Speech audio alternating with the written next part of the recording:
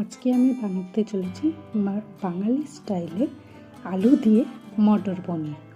মটর পনির বানানোর জন্য টুকরো টুকরো করে আলু কেটে নিয়ে টুকরো টুকরো করে পনিরগুলোকে কেটে নিতে হবে এবং মটর লাগবে।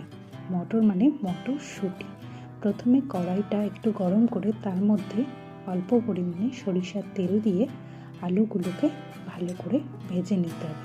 তার মধ্যেই আমি মশলাটাকে রেডি করব। কয়েকটা কাঁচা লঙ্কা এবং আদা দিয়ে তার মধ্যে কয়েক টুকরো টমেটো, কয়েক টুকরো কাজু আর কিশমিশ, কয়েক টুকরো আর 1 চামচ চালমগজ, 1 চামচ পোস্ত দিয়ে মশলাটাকে ভালো করে পেস্ট করে নিতে হবে।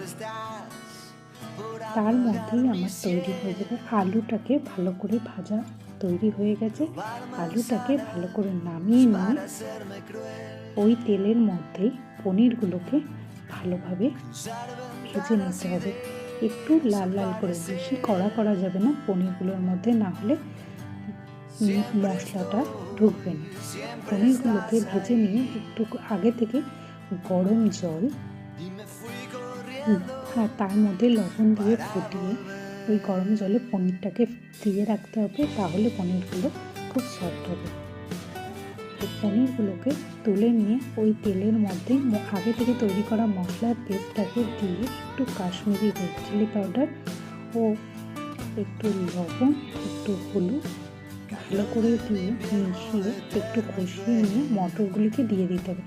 মটরগুলো কষে গেলে তার মধ্যে আলু দিয়ে একটু কষিয়ে জল দিয়ে দিতে হবে। জলটাকে ভালো করে ফুটিয়ে নিতে হবে। একটু ফুটে গেলে তার মধ্যে পনিরের টুকরোগুলোকে, ভাজা পনিরের টুকরোগুলোকে তার মধ্যে ছেড়ে দিয়ে পনিরগুলোকে দিয়ে ভালো করে ফুটিয়ে নিলে তৈরি হয়ে যাবে আমাদের মটর পনির। নামানোর আগে একটু গরম মশলা এবং চিনি পরিমাণ মতো, যে যেমন খায় সেই পরিমাণ মতো অল্প একটু চিনি ও গরম মশলা দিয়ে ফুটিয়ে নামিয়ে নিলেই তৈরি হয়ে যাবে আমাদের আজকে বাঙালি স্টাইলে আলু দিয়ে মটর পনির।